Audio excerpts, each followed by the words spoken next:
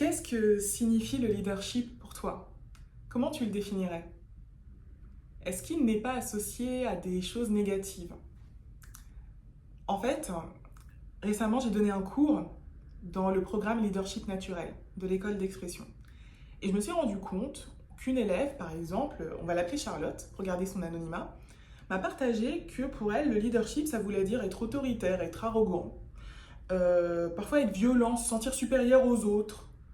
Et je me suis dit, mais attendez, il faut qu'on repose les bases du leadership et qu'on définisse une nouvelle version du leadership. Parce que forcément, si c'est ça, être leader, vous n'allez pas vouloir être leader pour la plupart d'entre vous, puisque j'attire des personnes qui sont bienveillantes et respectueuses.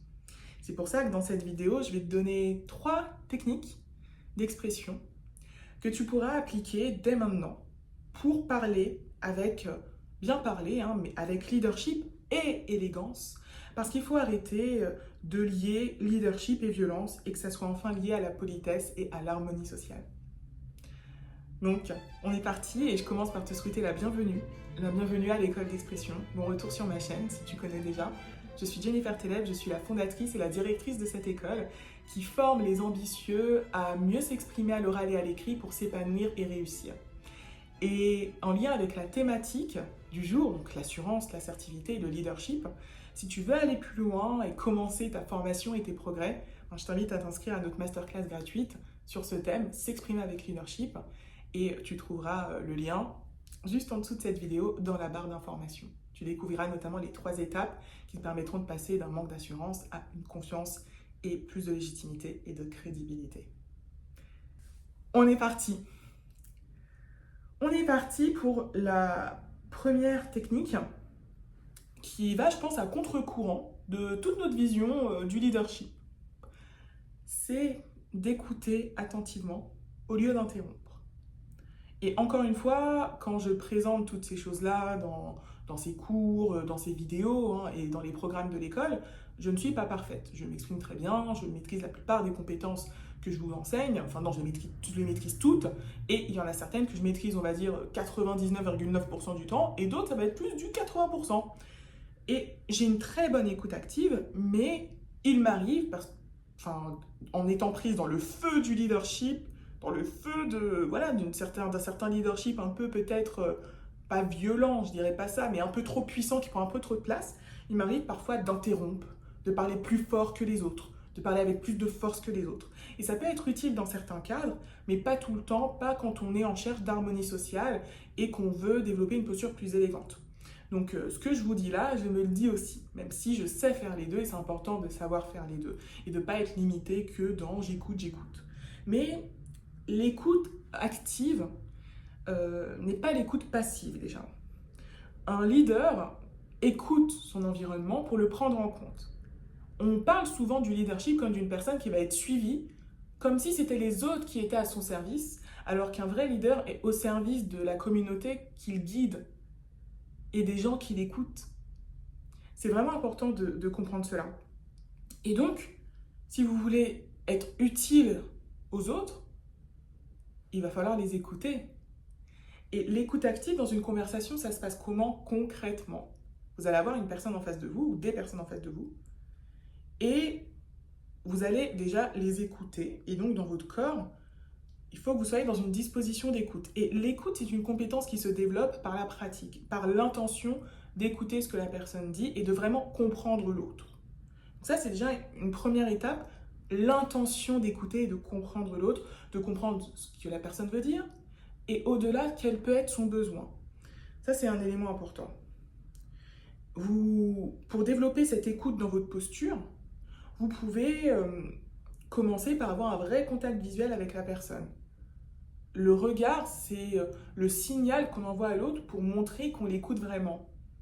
Plutôt que d'être dans le là, je parle, j'écoute pas, je suis dans mon feu de l'action, je suis un leader qui pense beaucoup, donc je dois parler tout seul. Non, ça peut exister, mais c'est pas le type de leadership qui va être le plus puissant.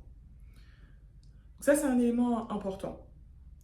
Un autre élément important dans l'écoute active, c'est d'attendre que la personne finisse avant de répondre. Donc de ne pas interrompre. Voilà, pour les personnes qui ont beaucoup de rouge, donc je renvoie à ma vidéo sur les personnalités expressives, sinon c'est du chinois pour vous. Mais les personnes qui ont beaucoup de rouge comme moi, c'est compliqué. Ça se développe, ça s'apprend. Voilà, et je sais aussi le faire, hein. Je sais aussi écouter attentivement. C'est vraiment une question d'intention et de disposition du corps et de l'esprit à se dire, c'est pas le moment de moi déverser tout ce que je pense, c'est le moment d'écouter et de comprendre l'autre. Et c'est comme ça que vous allez pouvoir changer de mode, passer au mode leader élégant plutôt qu'au mode leader assertif, je défends mes idées, je parle, je parle, je parle. Et ça ne veut pas dire que vous écoutez attentivement que vous ne pouvez pas parler. Vous n'avez pas juste... Donc, comment converser, parler avec une personne quand on est dans une posture d'écoute active? On va être par exemple dans la reformulation de ce que la personne a dit, pour soi-même et pour l'autre aussi, être clair sur le propos qui est partagé. Donc vous pouvez, ce que tu veux dire, c'est que... Et ça permet peut-être derrière à la personne de repréciser sa pensée. Donc ça, c'est intéressant. Autre chose que vous pouvez faire, c'est de poser des questions. Plutôt que de toujours vouloir défendre vos idées, je veux parler, c'est bien, hein, on apprend ça à l'école d'expression aussi, et moi j'aime beaucoup parler, comme vous l'aurez compris. J'ai des chaînes YouTube, je fais des vidéos chaque semaine. Hein. Mais c'est bien aussi de pouvoir questionner l'autre. Parce que le but, c'est d'en savoir plus, de mieux comprendre la personne. Donc là, on va plus être dans une posture de philosophique ou coaching, ça dépend de ce qui vous parle le plus. Mais quand même, le focus, c'est la personne. C'est pas que ce soit pas un prétexte pour partir sur vous, votre vision des choses, voilà. Et c'est vraiment une situation au quotidien, une posture au quotidien que vous pouvez utiliser dans toutes vos situations de vie. Et je pense par exemple, dans une réunion au travail, pour moi, c'est vraiment le lieu où être leader pour beaucoup, ça va être plutôt de parler, de défendre ses idées, et ça peut être le cas, mais ça peut être aussi d'écouter les gens et de rebondir sur ce qu'ont dit les gens, et peut-être même d'enrichir ce qu'ont dit les gens. Une personne propose par exemple une solution, vous pouvez répondre. Je trouve très intéressant ce que tu as dit, et je pense que c'est une solution vraiment importante qu'on devrait tous prendre en compte. Ça, c'est faire preuve de leadership, de valoriser aussi ce que font les autres. Et beaucoup, vous manquez de leadership, et donc vous attendez à ce que d'autres qui ont du leadership vous valorisent. Vous pouvez le faire pour les autres aussi. Ça, c'est faire preuve de leadership. Et derrière, vous aussi, vous pouvez ajouter une proposition dans la continuité. Et ça se base sur votre qualité d'écoute. Vous voyez, donc l'écoute active, c'est pas juste se taire comme le cliché du psy. C'est plutôt mettre l'autre au centre pour nourrir le collectif et vous inclure votre prise de parole, votre conversation dans ce qui est déjà présenté. Et de l'enrichir, de le nourrir, de le mettre en valeur. Et ça, c'est très élégant. Et c'est du leadership. L'autre technique que je vous présente et qui est fondamentale, c'est une posture. Une posture qui va être calme, qui va être posée, avec donc une voix qui va être plutôt douce et un corps qui va être plutôt détendu. Donc une posture plutôt d'élégance qui va inviter à avoir un leadership qui aura une énergie plus douce qu'un leadership tout de suite si on a une énergie plus ferme, plus dynamique. Et je te propose dès maintenant de faire l'exercice avec moi. Juste un exercice corporel.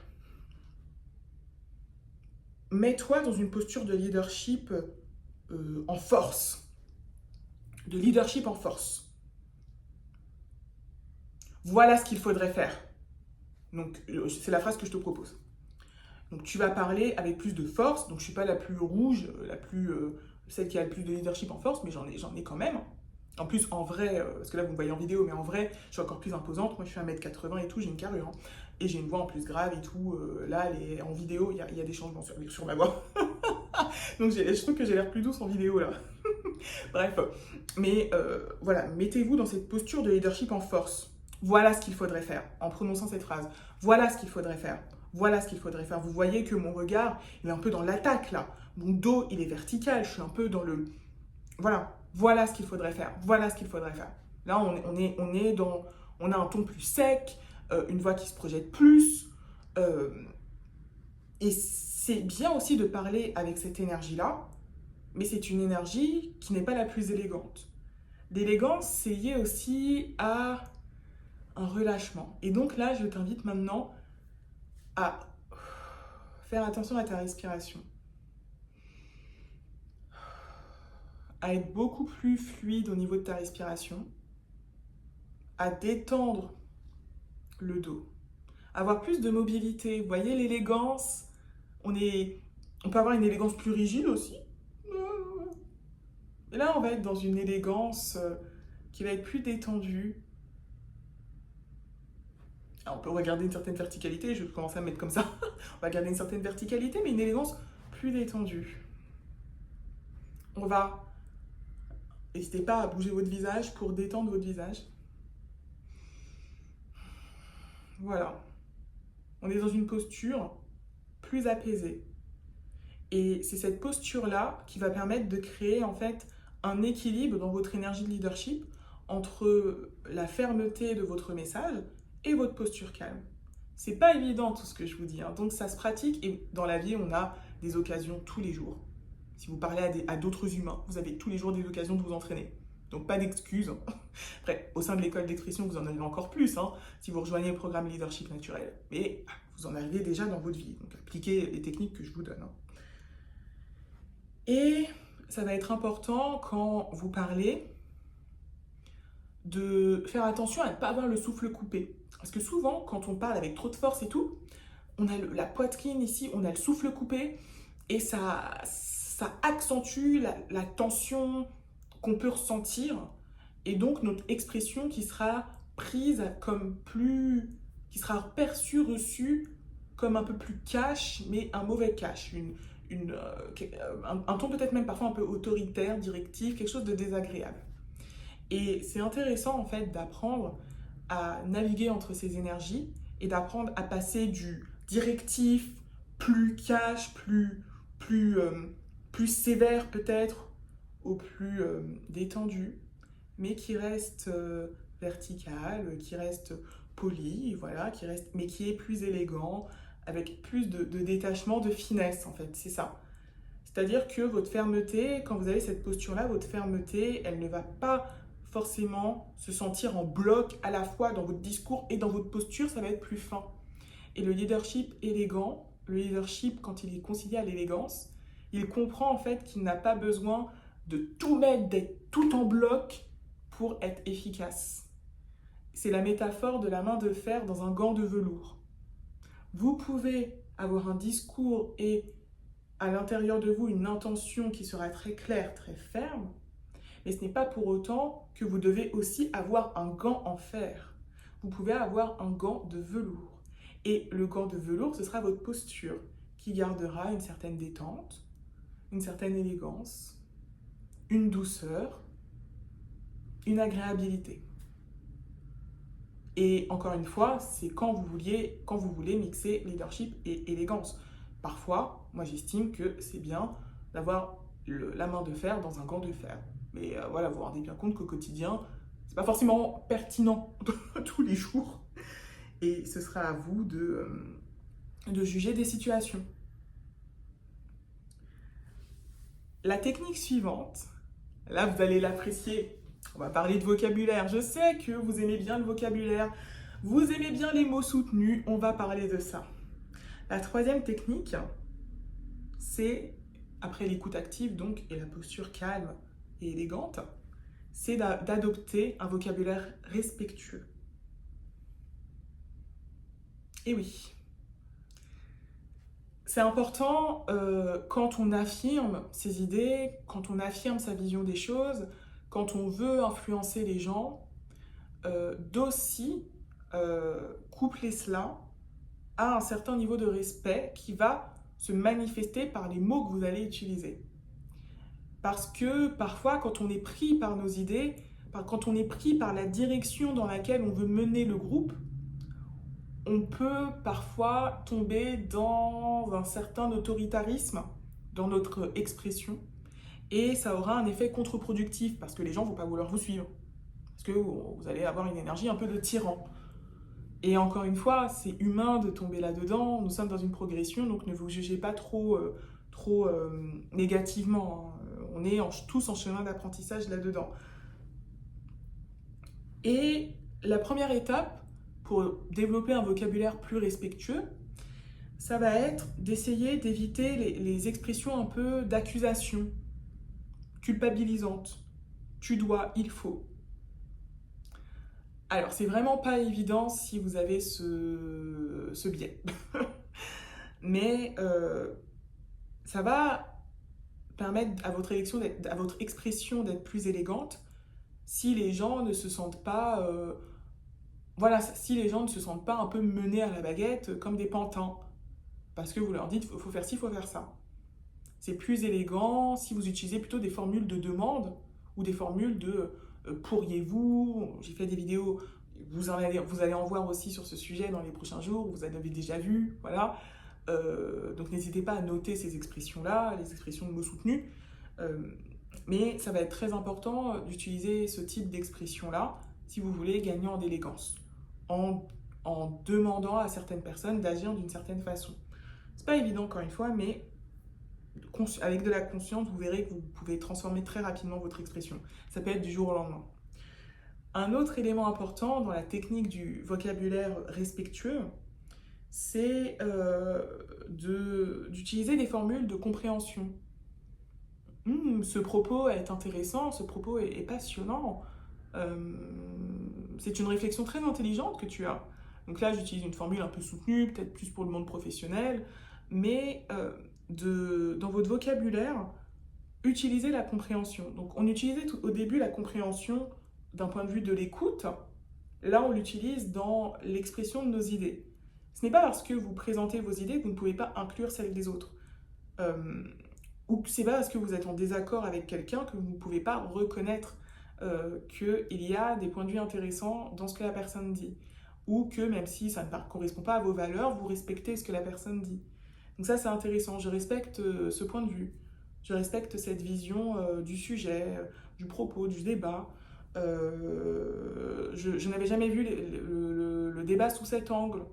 Montrer en fait que vous voyez l'autre et que vous n'êtes pas juste omnubilé par vous, votre vision des choses et la direction que vous voulez prendre, ça montre une certaine élégance sociale. Et c'est ça qu'on veut. Ok, je défends, voici ce que je défends, voici ce que je pense. Et c'est vraiment ce que je pense, c'est vraiment ce qui me tient à cœur. Et j'affirme ces convictions. Cependant, je respecte ton point de vue. J'observe qu'il y a des éléments très intéressants dans ta réflexion que je n'avais pas pris en compte. Ils ne me font pas changer d'avis, mais c'est passionnant tout de même. Vous voyez, c'est pas l'énergie de « non mais je pense ça, faudrait peut-être que tu te renseignes, c'est n'importe quoi ce que tu penses toi, gna gna gna. » Donc, c'est une énergie qui est complètement différente et que vous pouvez utiliser surtout dans les débats contradictoires. Parce que dans les débats, faire preuve de leadership, ça va vous permettre de développer une force de conviction. Et elle est très importante, cette force de conviction au quotidien. Ça peut être dans un débat avec vos amis. En France, on est dans une période politique un peu compliquée, donc des débats, vous allez en avoir. Dans le monde entier peut-être aussi, pas qu'en France, bien sûr. Et ça peut être aussi en réunion au travail. Les gens ont des idées différentes. Si vous avez une posture aussi de leadership, de montrer que vous considérez les idées des autres, même si vous ne les suivez pas, c'est intéressant. Si vous avez un poste à responsabilité, les gens vous proposent des choses, vous trouvez que ce n'est pas le plus pertinent, de reconnaître que c'était quand même intéressant, ça peut être un élément qui va faire ajouter une certaine élégance à votre leadership, qui doit être quand même assertif et assuré, hein, dans le sens de l'affirmation de vos idées. Et c'est pour englober en fait, et la technique globale de cette masterclass, mini masterclass finalement sur le leadership et l'élégance, le point global, c'est reconnaître l'autre. Si vous êtes dans une posture où au fond de vous êtes un peu trop égocentré et vous ne pensez qu'à votre vue et à votre objectif et à vos idées, vous allez perdre en élégance. Parce que l'élégance, c'est dans le rapport à l'autre, dans le respect qu'on la manifeste. Et donc, le leadership élégant, c'est l'art en fait de suivre sa voie en montrant du respect et des signes d'attention aux autres. Et ça, c'est complètement possible et ça n'implique pas de trahir vos idées, de trahir qui vous êtes. C'est juste, je suis qui je suis, j'ai mes idées et j'accepte que je vive dans un monde dans lequel ce n'est pas le cas. Enfin, tout le monde ne pense pas comme moi et je ne suis pas seule, quoi. Donc, je fais preuve d'élégance en reconnaissant ça autour de moi. Donc, laquelle de ces techniques tu vas le plus appliquer? Laquelle est la plus importante pour toi? Et de laquelle as-tu le plus besoin? N'hésite pas à le mettre en commentaire. Je m'arrête là, j'espère que cette vidéo vous a plu et je vous retrouve à la prochaine vidéo. Salut!